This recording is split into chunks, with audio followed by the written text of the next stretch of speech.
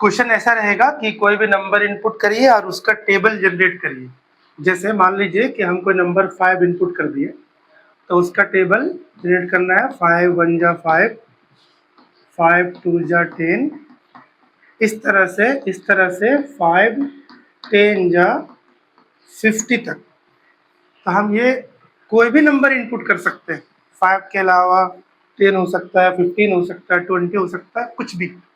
तो कुछ हम लोग ऐसा जनरल प्रोग्राम बनाने जा रहे हैं, जनरल कॉन्सेप्ट लगाएंगे कि कोई भी नंबर आप इनपुट करोगे तो उसका टेबल एग्जैक्ट प्रिंट करके आपको दिखाएगा जैसा टेबल होता है। ठीक है, चलिए उसके लिए लॉजिक लगाते हैं हम लोग। तो सबसे पहले आपको ऊपर वाला जो सिंटेक्स है 3 लाइन का, उसको हम लोग छोड़ रहे हैं। सबसे पहले हम लोग स्टार्ट करेंगे इंट से। इंट में एक नंबर ले लिए, मतलब एन एक वेरिएबल ले लिए। कोई भी नंबर इनपुट करेंगे तो वो एन में जाके स्टोर हो जाएगा। ठीक है, अच्छा। उसके बाद और कुछ का जरूरत है नहीं, तो फिलहाल यहाँ पे इसको सेमीकोलन से बंद कर देते हैं। तो जो स्कैनर वाला लाइन है वो आप जो लिखते हो वो लिखना, scanner S C is equal to new scanner system dot in, वो आप लिख लेना। फिर सिस्टम डॉट और डॉट प्रिंट एल में एक मैसेज प्रिंट करना है, इंटर एनी नंबर। जिसका भी टेबल आपको जनरेट करना है वो नंबर इनपुट करिए। तो जो भी नंबर हम लोग इनपुट करेंगे वो कहाँ जाएगा, एन में। तो कैसे जाएगा उसमें, तो उसके लिखना पड़ेगा S C dot next int. ठीक है, तो जिसका टेबल हम लोग जनरेट करना चाहते हैं वो जाके कहाँ स्टोर हो गया, आपका एन में स्टोर हो गया। अब कुछ ऐसा लॉजिक लगाएंगे कि वो टेबल हूबहू एग्जैक्ट प्रिंट हो जाए। ठीक है, तो उसके लिए आपको लूप चलाना पड़ेगा। फॉर लूप लगाइए। इंट आई को 1 से शुरू करिए, क्योंकि टेबल ना 1 से 10 तक जाता है, तो 1 से शुरू करेंगे। I is less than equal to 10 तक जाते हैं हम लोग टेबल नॉर्मली, और उसके बाद आई प्लस प्लस।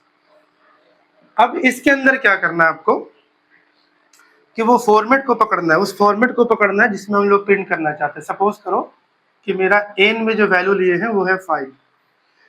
तो अगर हम इस तरह से इनपुट लेते हैं तो मेरा टेबल आएगा 5 1 जा 5, 5 2 जा 10। इस टेबल में अगर गौर से देखें हम लोग, तो ये जो शुरू वाला नंबर है, शुरू वाला, वो कांस्टेंट रहेगा, सब में कांस्टेंट रहेगा, सब में कांस्टेंट रहेगा। ये बदल रहा है, ये वाला पोजीशन बदल रहा है, और फिर ये वाला पोजीशन बदल रहा है, मतलब हर बार 5 यहाँ प्रिंट होगा। ठीक है, तो system dot out dot print L N लिखना जरूरी है कि हर बार जो आउटपुट देगा वो एक नेक्स्ट लाइन में देगा, तब प्रॉपर टेबल का फॉर्मेट बनेगा। तो चलिए 5 प्रिंट करना है, 5 मतलब कि एन प्रिंट करना है, तो चलिए एन प्रिंट कर दिए। अच्छा, उसके बगल में जो इंटू का निशान है ना, इंटू का वो इंटू भी हमेशा प्रिंट होगा। इसका मतलब ये हुआ कि उसको डबल कोट में रखना पड़ेगा इंटू। ठीक है, उसके बगल में जो वैल्यू है वो फिक्स नहीं है, वो वैल्यू हमेशा हमेशा बढ़ रहा है, एक एक करके। तो देखो आई का वैल्यू आपका एक एक करके बढ़ेगा। इसका मतलब यहाँ पे हम लोग आई प्रिंट कर देंगे। ठीक है, तो यहाँ तक काम खत्म। उसके बाद इज इक्वल टू जो है वो भी कॉन्स्टेंटली हमेशा प्रिंट होगा सेम।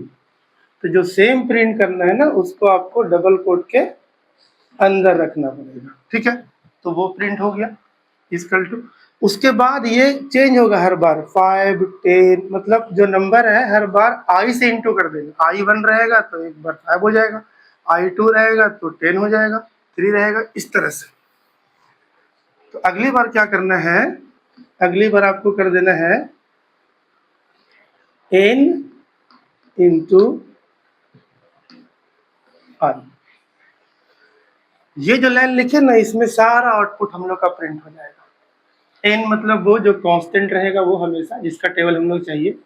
e हमेशा फिक्स, ये हमेशा उसी का वैल्यू देगा जो आप इनपुट करोगे। इनपुट मान लो 5 कर दोगे तो 5 हमेशा प्रिंट होते रहेगा। एक हमेशा प्रिंट होते रहेगा। आई बढ़ेगा, आई 1 से शुरू हुआ, एक एक करके बढ़ेगा तो आपको 1 2 3 4 5 सब मिलेगा। इज इक्वल टू सेम चाहिए हमको सब में, तो उसको डबल कोट के अंदर ले लिए। उसके बाद 5 अगर मान लीजिए n का वैल्यू लिए तो 5 इंटू 1 5 प्रिंट होगा, अगली बार 5 इंटू 2 10 प्रिंट होगा, 5 3 जा 15 ऐसे प्रिंट होगा। उसके बाद आराम से लूप बंद कर देना है। ठीक है, चलिए इसको हम लोग रन करके देखते हैं कि किस तरह से काम करता होगा। तो सबसे पहले मैसेज आएगा इंटर एनी नंबर। क्या मैसेज आएगा? Inter any number. तो सपोज करिए कि हम ना 8 इनपुट ले लिए, तो वो ऑटोमेटिकली कहाँ जाएगा? एन में। कैसे? तो हम लोग लाइन लिखे हैं n is equal to S C dot next int. ठीक है, अच्छा अब बताइए कि आई शुरू कहाँ से हुआ? तो 1 से शुरू हुआ, 10 तक जाएगा। तो बताइए 1 तो छोटा है ना 10 से, कंडीशन ट्रू। जैसे ही कंडीशन ट्रू होगा ये दोनों ब्रेसेस के अंदर वाला स्टेटमेंट एग्जीक्यूट होगा। तो चलिए अंदर गौर से देखते हैं कि क्या एग्जीक्यूट होगा। तो बताइए अंदर में क्या है? एन है, एन है, तो एन मेरा कितना? 8, तो 8 तो प्रिंट होगा ही। अच्छा, उसके बाद प्लस के बाद डबल कोट के अंदर हम लोग किसको रखे? इंटू को, तो इंटू प्रिंट होगा ही। उसके बाद आई को हम लोग रखे हैं डबल कोट से बाहर, मतलब आई का हमको वैल्यू चाहिए। डबल कोट में देखिए ये इंटू है, डबल कोट में इज इक्वल टू है, बस आई डबल कोट से बाहर है, मतलब हमको आई नहीं चाहिए, आई के अंदर जो वैल्यू है। तो आई के अंदर वैल्यू क्या है? 1, तो 1 प्रिंट हो जाएगा। फिर इज इक्वल टू हु बहु चाहिए, वैसे ही इज इक्वल टू हो जाएगा। उसके बाद 8 है n का वैल्यू, 8 इंटू 1 यानी कि यहाँ 8 प्रिंट हो जाएगा। ठीक है, यहाँ प्रिंट करने के बाद आई का वैल्यू आपका बढ़ गया, 2 हो जाएगा। फिर कंडीशन चेक करेंगे, क्या 2 10 से छोटा है? तो कंडीशन मिलेगा ट्रू। फिर यहाँ पे इसको एग्जीक्यूशन करेंगे, तो n का मतलब 8 into as it is, I बढ़ गया अभी करेंट वाला 2 is equal to as it is. उसके बाद 8 इंटू 2 16। ठीक है, उस तरह से फिर यहाँ से जाएगा, आई का वैल्यू बढ़ जाएगा, आई का वैल्यू बढ़ के हो गया 3। फिर कंडीशन चेक करें, क्या 3 10 से लेस है? तो यस, जब ट्रू मिला कंडीशन, इसका मतलब दोनों ब्रेसेस के अंदर वाला चीज को एग्जीक्यूट करेगा। तो एन का मतलब हो गया आपका 8 into as it is print करेगा। आई का वैल्यू जो अभी करेंट में चल रहा है, कितना चल रहा है? 3 is equal to as it in print करेगा। उसके बाद 8 इंटू 3 24। इस तरह से आपका प्रिंट करते करते करते करते आई का वैल्यू जब 10 हो जाएगा तो उस समय भी ट्रू रहेगा। तो लास्ट में हो जाएगा आपका n, मतलब कि 8 इंटू ऐसे ही आई का वैल्यू 10 करेंट में उस समय चलेगा, 10 value is equal to as it is print करना है। और 8 इंटू 10 हो जाएगा आपका 80। जैसे ही आई का वैल्यू 11 हुआ, कंडीशन हो जाएगा ट्रू, और ये ट्रू जब मतलब फॉल्स हो जाएगा, जब फॉल्स हो जाएगा तो इस लूप से बाहर चल जाएगा, प्रोग्राम हो जाएगा टर्मिनेट।